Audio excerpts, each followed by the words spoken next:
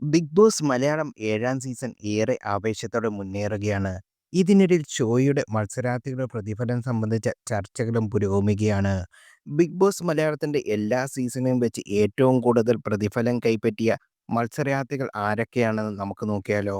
Big boss മലയാളത്തിന്റെ ചരിത്രത്തിൽ തന്നെ ഏറ്റവും കൂടുതൽ പ്രതിഫലം വാങ്ങിയ മത്സരാർത്ഥികൾ ഒരാൾ നടി ശ്വേതാ മേനോനാണ്.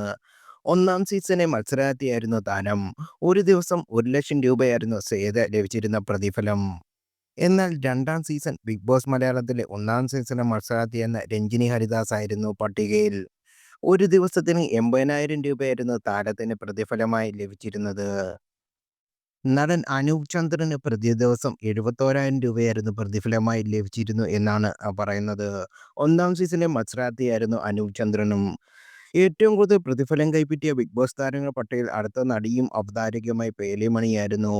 50,000 രൂപയായിരുന്നു ഒരു ദിവസം പേലിമണിക്ക് ലഭിച്ചിരുന്ന പ്രതിഫലം. അടുത്തതായി പട്ടികയിൽ ഉൾപ്പെടുന്നത്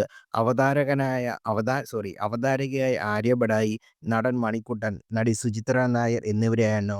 പ്രതി ദിവസം 50,000 രൂപ വീതമായിരുന്നു ഇവർ കൈപ്പറ്റിയിരുന്നത്.